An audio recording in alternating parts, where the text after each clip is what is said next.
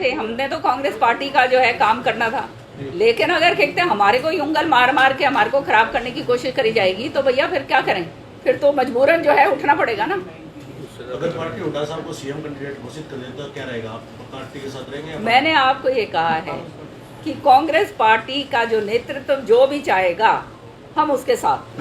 देखिए, आपको मैं बताना चाहती हूँ, 5 साल विधायक दल की नेता मैं थी और बड़े मुखर होकर मैंने आवाज़ उठाई। किसी भी टॉपिक के ऊपर कभी भी मैंने कोई कमी छोड़ी नहीं है। एक विपक्षी नेता होने के नाते सरकार के जो जनहित की जो नीतियाँ थी उनके प्रति जो है जो संवेदनताशील के साथ जो बात मैंने उठाई है वो सारा हरियाणा जानता है। आज भी मैं बेशक आज कुछ भी ना हो, एक एमएलए हूँ, लेकिन जो धरातल के ऊपर जो असलियत बीत रही है और जो विपक्ष का काम होता है उसको पूरी तरह से मुखर होकर उठाने में मैंने तो कभी कसर छोड़ी नहीं है। तो आप ये बात मेरे को तो कम से कम आप ये बात नहीं कह सकते। ये सारा मैं नहीं कह रही हूँ, ये पूरा मेरे विधानसभा की कार्रवाई जो है वो गवाह है। हम पर्टिकुलर आप पर फोकस नहीं कर रहे कि आप नहीं बोलते हो, लेकिन जो विपक्ष के नेता हैं आज के टाइम में वो कभी भी कोई भी सवाल हो तो बोलते हैं कि हाइपोथेटिकल है ये क्वेश्चन। ये भी हाइपोथेटिकल होना चाहिए कि कांग्रेस आएगी या नहीं आएगी। अब जो कोई और क्या बोलता है और क्या नहीं बोलता उसके ऊपर तो मैं कैसे क्या कह सकती हूँ। मैं तो केवल अपनी बारी बात कर सकती हूँ और जहाँ तक मेरे पास जो भी जिम्मेदारी रही है बहुत ज़बरदस्त तरीके से और ईमानदारी के साथ वो जिम्मेदारी मैंने निभाई है। आज जो कमियां हैं पूरे की पूरी सरकार की, उनको उठाने के अंदर कभी भी कोई कसर नहीं छोड़ी है। चाहे हमारा महंगाई का मुद्दा हो, किसान भाइयों का मुद्दा हो, चाहे ये स्मॉल मीडियम इंडस्ट्रीज़ का मुद्दा हो, बेरोज़गारी का मुद्दा हो, भ्रष्टाचार का मुद्दा हो, ये सारी चीज़ें जो हैं इनको जो है उजागर करने में विधानसभा के अंदर कोई कसर नहीं छोड़ी है। इसके अलावा भी और बहुत सारे ऐसे मुद्दे हैं जो पूरे हरियाणा से लोग मेरे पास लेकर आते हैं, उनको उठाती हैं और उनको जो है बड़े सटीक तरीके से जो है विधानसभा के अंदर मैं बोलती हूँ। और वही एक काम जो है विपक्ष के नेता का होने का होता है, वो मैं करती हूँ। जिस ने आपके भिवानी में आयोजन किया पूरा सिस्टम का, लेकिन आप उसके मंच पर नहीं थी, फिर कांग्रेस एक कैसे होगी? नहीं, मैं अब कोई मेरे इलाके के अंदर आए और मुझे ना बुलाए तो मैं उस मंच पे कैसे जा सकती हूँ? आप मुझे ये बताइए। हम मान सम्मान की राजनीति करते हैं। हमने किसी के वो जो है ना पिछलग्गू तो हम हैं नहीं। हमने अपना काम करना है और जो काम हमने करा है ईमानदारी के साथ, लगन के साथ, वो पूरा हरियाणा जानता है और मेरा इलाका तो खास तौर से जानता है कि हम कितने नियत ईमानदारी के साथ अपने जनहित की बात लोगों की करते हैं। जो है और कोई आए कोई जाए उसका हमें फर्क नहीं पड़ता। संगठन ना होने का कारण गुटबाजी है। अब संगठन नहीं हो रहा है, वो जो संगठन बनाने वाले हैं उनसे पूछिए। जो अभी तक ये बात कहा करते थे पहले, अब सामने उनके भी आ ही गई है बात, तो ये हमारे से क्या पूछ रहे हो आप? तो संगठन एक हाथ का काम रहा है या आगे भी हो सकता है? अब संगठन की बात मेरे से क्यों पूछ रहे हो? मैं तो संगठन बनाने वाला मैं नहीं हूँ। संगठन जो है, संगठन क्यों नहीं बन रहा, क्या बात हो गई है, वो पूछिए जो आज सत्ता से जो मतलब जो पद लेकर बैठे हैं, ये उनसे पूछिए। पीसीसी प्रेसिडेंट से पूछो, वो ज़्यादा बता पाएंगे। हमारे से तो कोई सलाह मशवरा करते नहीं है। लेकिन एक मंच पे जो सीनियर लीडर है वो दिखाई क्यों नहीं देते प्रदेश में? एक मंच के ऊपर जब बुलाया जाएगा, सबको मान सम्मान दिया जाएगा, सबके साथ बैठ के बातचीत करी जाएगी, कोई आगे की योजना बनाई जाएगी, तभी तो एक साथ बैठेंगे। कोई अपने आप को ये भेड़ बकरी तो है नहीं कि जो है भेड़ चाल करके पहुंच जाओ कहीं भी। लेकिन वो काम तो नहीं करते हम अपना वजूद रखते हैं। कांग्रेस पार्टी के तगड़े सिपाही हैं और कांग्रेस पार्टी की जो है पिछले 20 साल से तो मैं ही हरियाणा के अंदर हूँ, आज 35 साल हो गए। दिल्ली के अंदर भी मैंने जो है राजनीति कांग्रेस पार्टी की करी है। तो ये जो है ये तो जो जिसके पास पद होता है ये उसका काम होता है जोड़ के चलने का। जोड़ के अगर चलेंगे तो आगे बढ़ेंगे, जोड़ के नहीं चलेंगे तो वो खामियाजा सामने नजर आएगा। मैं तो बड़ी साफ तरीके से ये बात कहती हूँ। और अगर ये सोचें कि जो है मैं उससे काम चल जाएगा, वो काम चलने वाला नहीं है। लेकिन जिस तरह से विपक्ष आपके समक्ष कार्यक्रम चल रहा है, वो कह रहे हैं कि सबको निमंत्रण दिया जाता है लेकिन को आए ना आए मर्जी है। नहीं, ये बिल्कुल गलत बात है। हमारे को कोई निमंत्रण नहीं दिया जाता। तो निमंत्रण नहीं दिया जाएगा और मान सम्मान के साथ नहीं दिया जाएगा तो हम बिल्कुल नहीं जाएंगे। तो आप अलग से पार्टी के कार्यकर्ताओं की मीटिंग करते हैं? मुखर है या नहीं है बोलो? हाँ जी बताओ। तो आपकी चर्चाएं चली थी कि बीजेपी में जाएंगे, कई तरह की बातें चली। क्या जी, ये बातें भी जो हैं कई बहुत शुभचिंतक हैं, मेरे को नाम लेने की ज़रूरत नहीं है, उनकी कोशिश थी कि किरण चौधरी को किसी तरह से बाहर निकाला जाए, और उन्हें समझ आनी चाहिए। आज आपके ज़रिए, आपके माध्यम से मैं बताना चाहती हूँ कि मेरी जड़ें जो हैं कांग्रेस के अंदर बहुत मजबूत हैं। सोनिया गांधी, राहुल गांधी हमारे नेता हैं, नेतृत्व जो है उनका विश्वास मेरे ऊपर पूरा है। तो ये चाहे कोई भी कितनी कोशिश कर ले, वो जो है उसमें विफल होगा, और अच्छा होगा वो इस बात को छोड़ दें। और अगर जो है वो कहते हैं ना, सही टाइम पे अगर अकल आ जाए तो सबको फ़ायदा होगा। तो जिस तरह से बीजेपी के लोग कह रहे हैं कि और कांग्रेस के कुछ सीनियर लीडर कहते हैं कि बाप बेटे की कांग्रेस होगी, क्या इससे खामियाजा भुगतना होगा 2024 का? अब ये जो आपने बात कही है, अब मेरे मुंह से क्यों खिलवाना चाहते हो? सामने है जो बात है, कहो ना, कह रहे हो मुखर होके कह रहे हो। तो मैंने तो बात कही है। एक गुलाब नबी आज़ाद है, काफ़ी पुराने सीनियर लीडर हैं, जिस तरह से कांग्रेस की बोलने में लगी, उसको किस तरह देखते हैं?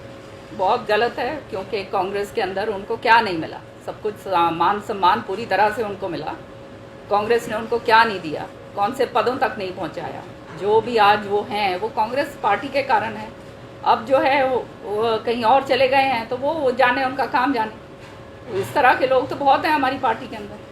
एक जिस तरह से जो अडानी के मामले में जो कांग्रेस पार्टी ज्वाइंट कमेटी, उसकी कमेटी की बात कर रहे हैं, लेकिन जो एनसीपी के नेता हैं शरद पवार वो कह रहे हैं इसकी कोई जरूरत नहीं, इसका तो काम कहता है। देखिए, ये सेंट्रल लेवल की पॉलिटिक्स है। वो शरद पवार जी क्या कहते हैं, कौन क्या कहता है। कांग्रेस पार्टी की जो नीति है, और कांग्रेस पार्टी ने जो अपना, जो राहुल जी ने आदेश दिया है, वो कांग्रेस पार्टी वो काम आगे कर रही है। अब शरद पवार जी की पार्टी तो अलग है, तो वो उनका मत, वो अपनी बात करेंगे, हम अपनी बात करेंगे। वही बीजेपी जिस तरह से बेटी बचाओ बेटी पढ़ाओ का अभियान लेते हैं, और वो इस तरह के बयान प्रधानमंत्री ने संसद में भी दिया था रेणुका चौधरी के बारे में। एक बीजेपी के महासचिव रहे हैं वहाँ से नाम, उन्होंने इस तरह का बयान दिया है कि जो लड़कियां सलवार या इस तरह की नहीं, साड़ी नहीं पहनती हैं, वो दूसरी जगह जींस पहनती हैं, तो स्वरूप पंखा जैसे लगती है। क्लास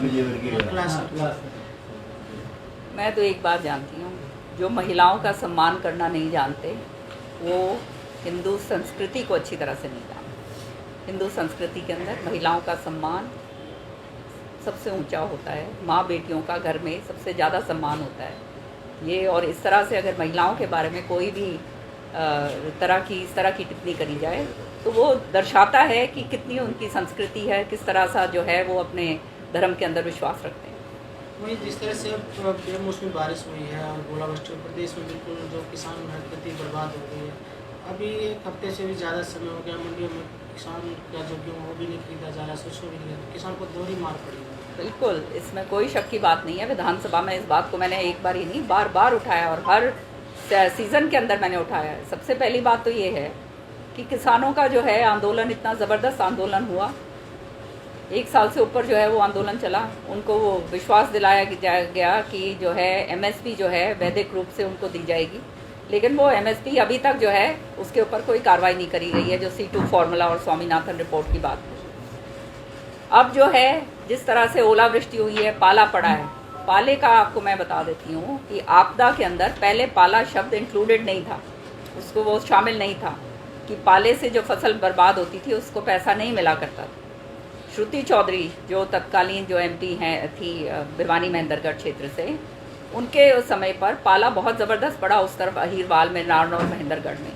तो जब उनको पता चला कि ये पाले का कोई मुआवजा नहीं मिलेगा, तब उन्होंने ये केंद्र के अंदर कानून बनवाया। और ये कानून खाली भिवानी महेंद्रगढ़ के लिए नहीं, ये पूरे हिंदुस्तान का कानून बनाया गया। पाला शब्द को आपदा के अंदर डाला गया। तो ये चीज़ एक बहुत बड़ी चीज़ अपने आप में थी, किसान भाइयों के लिए थी, जो किसान के हित की थी। और आज जो है वो पाल्या को, क्योंकि वो आपदा शब्द के अंदर डाला गया है, वो पाला शब्द जो है आपदा में डाला गया है, पाले का भी मुआवजा जो है सरकार को देना अनिवार्य है।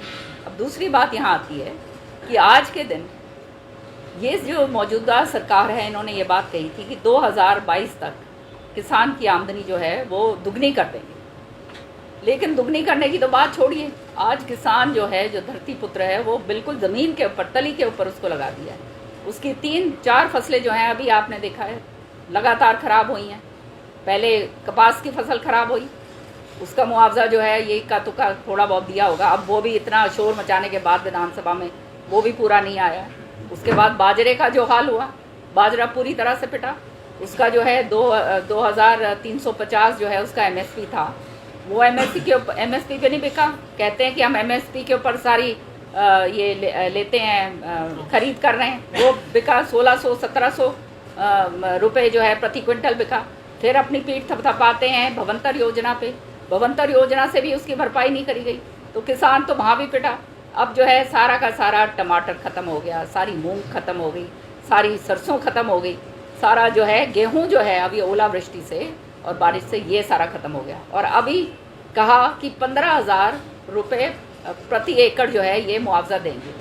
अब 15,000 प्रति एकड़ उसको मिलेगा जिसके 100% इन्होंने जो है खराबा दिखाया है। 75 की बात की जा रही है। हाँ, तो ये तो ज़्यादातर जो है मैंने तो जो देखा है, ये कहा जाता है, सबको कह दिया जाता है गिरदावरी के टाइम 50% से नीचे दिखाओ। तो 50% से जब आप नीचे दिखाओगे तो ऑटोमेटिकली जो है कितना मुआवजा किसान को मिलेगा।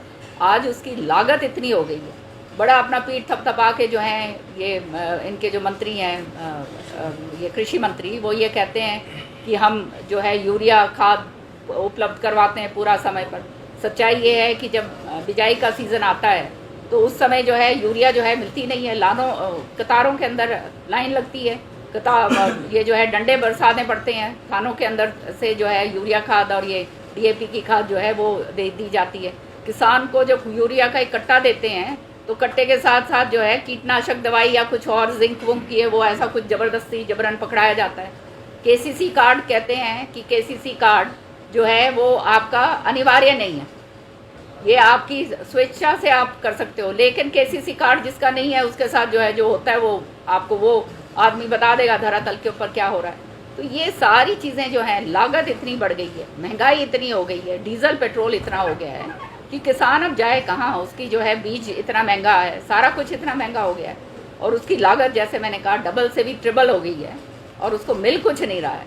तो ये तो कृषि जो आज सबसे बड़ा दुर्भाग्य ये है कि हरियाणा कृषि प्रधान प्रदेश है और ये कृषि प्रधान प्रदेश जिसको हम अपने आप को कहते हैं ठोक बजा के, वहीं पे कृषि को ही पूरी तरह से जो है ख़त्म कर दिया गया। और इसके साथ साथ एक बात और कहूँगी, अभी मेरे भाई यहाँ पे जो बैठे हुए थे बता रहे थे कि पानी इतना ज़्यादा बरसा है कि फसलें जो है वो पूरी तरह से बिछ गई हैं।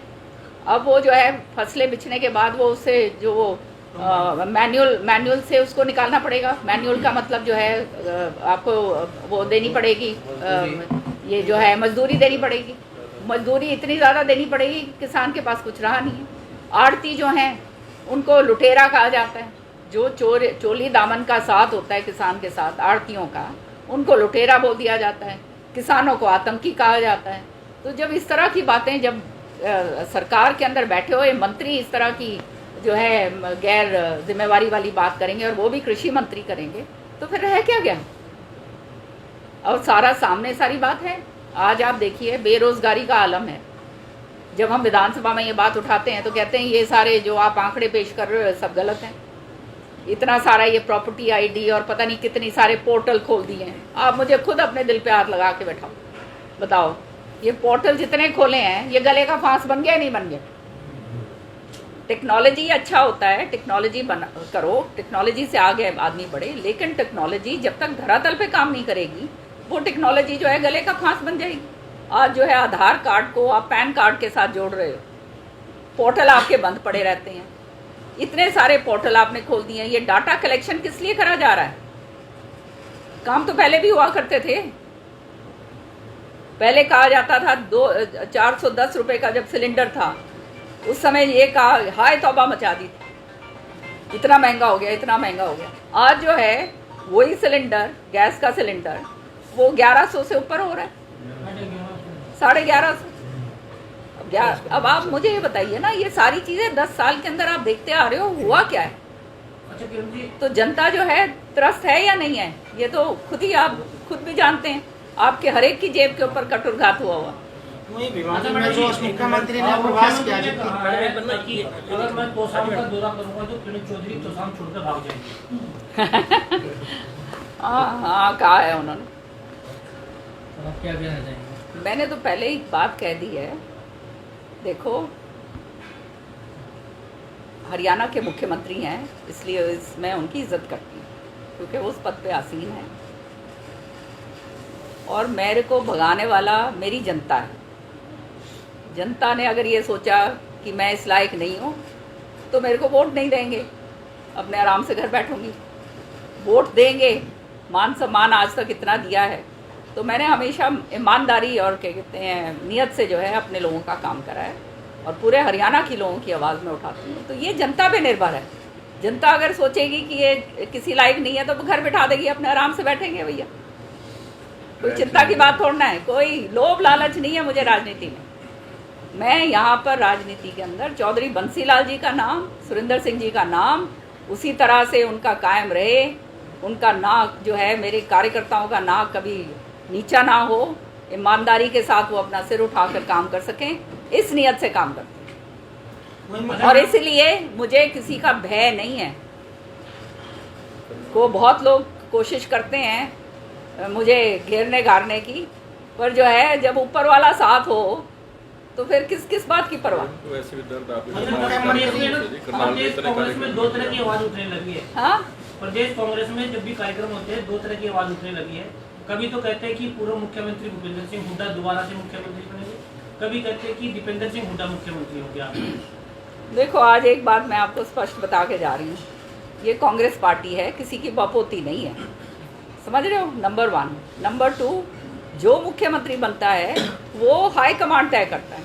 तो हाई कमांड तो हम है नहीं, तो हम तो बोल नहीं सकते ये बात। हम तो हाई कमांड जो निर्देश देगा उसके हिसाब से काम करने वाले सिपाही हैं। अगर कोई अपने आप को हाई कमांड से ऊंचा मानता हो तो वो बात अलग है। ठीक है। एक लास्ट सवाल हो रहा है मैडम जी। ओम प्रकाश चौटाला ने ये कहा है कि वो बीजेपी को हराने के लिए किसी के साथ जा सकते हैं, किसी से भी हाथ मिला सकते हैं, चाहे वो जेजेपी हो या फिर कांग्रेस पार्टी। आपको क्या लगता है? सबका स्वागत है, कोई आना चाहता है हमारे साथ, हमारे को क्या परेशानी है। कांग्रेस के सीनियर नहीं, कांग्रेस बीजेपी को हराने के लिए कोई भी कांग्रेस पार्टी के साथ आना चाहता है तो हमें कोई परेशानी जो नहीं कांग्रेस है में भैया। जाना चाहता है, जो सीनियर मोस्ट लीडर है कृष्ण मूर्ति हुड्डा, हाँ। वो कांग्रेस के सिस्टम से इतना। इसका जवाब मैं दूंगा, ये एक नहीं मिनट देंगे। वो जवाब हुड्डा साहब खुद देंगे। मैं दूंगा। जी आप बताइए। क्या अगर पूर्व मुख्यमंत्री चौधरी ओम प्रकाश चौटाला ये कहते हैं कि बीजेपी को हराने के लिए मैं कांग्रेस या जेजेपी के साथ भी जा सकता हूँ, क्या लगता है कि आप लोगों का गठबंधन हो सकता है उन लोगों के साथ? राजनीति के अंदर हर एक तरह की संभावनाएं होती हैं, ये बात याद रखिएगा। ओम प्रकाश धनखड़ जी का बयान आया है कि हम 2024 की तैयारी को लेकर 85% तक अपना होमवर्क पूरा कर चुके हैं और कांग्रेस आपस में कुश्ती लड़ रही है, इस पर क्या रिएक्शन? अब वो नेता हैं अपने पार्टी के, तो वो तो नेचुरली अपनी बात कहेंगे भैया। अब हम कुश्ती लड़ते लड़ते पहुंच जाते हैं मुखर पे, उस पर फिक्र ना करो। दिग्विजय चौटाला और भूपेंद्र सिंह हुड्डा आपस में काफी देर से गठबंधन को 4 साल पुराने गठबंधन को लेकर विफल हो गए, उसकी चर्चाएं चल रही हैं, क्या कहते हैं? हाँ, वो मैंने टेप पे मैं देख रही थी, जो सच्चाई है वो सामने आई जाती है भैया। सच्चाई नहीं कभी छुपती किसी से। क्या सच क्या है? अब मुझे तो मालूम नहीं है, वो जो सच्चा जो बोल रहे हैं वो आप भी जान सकते हो, मैं भी जान सकती हूँ क्या है और क्या नहीं। 4 साल बाद उसकी क्या जरूरत है? नहीं, अब ये तो मुझे क्या मालूम उसकी क्या जरूरत पड़ी या नहीं पड़ी। That is not the issue. Issue is this कि वो सारा कुछ सामने जो रखा गया है उससे पता चलता है क्या हुआ और क्या नहीं हुआ। कांग्रेस चला रही है उदय भान सिंह और भूपेंद्र सिंह हुड्डा के नेतृत्व में आपसे हाथ जोड़ो अभियान, आपकी क्या उस पर नीति रहेगी? हमने अलग से चलाओगे उसके साथ ही? हमने आज से हाथ जोड़ो अभियान जो कांग्रेस चला रही है, सारे जिलों के अंदर उस अभियान को जो है गति दी है। राहुल जी ने इतनी ज़बरदस्त यात्रा जो निकाली, उससे कांग्रेस पार्टी के अंदर एक बहुत ज़बरदस्त ऊर्जा आई है कांग्रेस कार्यकर्ता जनों में। और देखो, मैं तो बार बार ये बात कही है, कांग्रेस पार्टी मजबूत तब होती है क्योंकि कांग्रेस पार्टी के अंदर बहुत मजबूत नेता हैं। 1-2 नेता नहीं हैं, बहुत सारे नेता हैं जो मजबूत लोग हैं, जिनके पीछे और मजबूत, जो नेता मजबूत होगा उसके पीछे और लोग होंगे। सब नेताओं को अगर मिलजुल कर चलकर आगे लेकर चला जाएगा तो उसका फ़ायदा सबको होगा। क्योंकि ये लड़ाई जो मुख्यमंत्री की है, ये लड़ाई तो हम बाद में लड़ लेंगे, पहले पार्टी तो पावर में आए। उसमें ही आप अगर पहले ही कहते हैं नूरा कुश्ती अगर करने शुरू कर दी तो उस जो सुबह से लेकर शाम तक अपने आप को मुख्यमंत्री बनाकर सोते हैं, उन्हीं को नुकसान होएगा। सबको आप लेकर चलोगे तो आगे बढ़ोगे। इसमें निश्चित तौर पे अब 2004 के अंदर सारे लोगों ने, सबने योगदान दिया था ना। 2005 के अंदर जो 4-5 में जब हुआ था, सारा उस समय हवीपा का भी विलय हुआ था और कांग्रेस के कितनी सीटें आई थी? 60 सीटें आई थी, 67 सीट्स आई थी। उसके बाद जो है फिर 2000 उसके बाद फिर हम 40 पे आ गए और फिर 15 के ऊपर आ गए। तो ये तो जो है नतीजा सामने है। लड़ाई जब लड़नी है, लड़ाई तब लड़ सकते हैं जब मुट्ठी बंद होती है।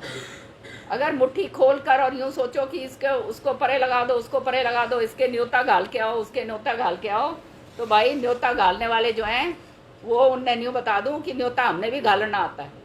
फिर उनका नाम क्यों लेते हैं? नाम कौन? अब मेरे को क्या मालूम, जोन से जो न्योता घालेंगे उनका भी हम भी घाल देंगे। सीधी सी बात है। अपने राजनीति में कोई भय और वो नहीं है। आपको समझ लेना चाहिए। सीधी तरह से बात करती हूँ। कोई अपना जो है मान सम्मान से, प्यार से बैठ के बात करेगा। हम बैठ करके बात करने के लिए पूरी तरह से तैयार हैं, क्योंकि हम कांग्रेस पार्टी के समर्पित सिपाही हैं। लेकिन अगर यूँ सोचें कि इनको दरबदर यूँ ही उठा के इनको परे कर दो और सबको जाके थापी मारते रहो, तो भैया हम भी ये काम जो है किसी से सीखा ही है, तो हम भी उन्हीं के चिन्हों पे चल पड़ेंगे।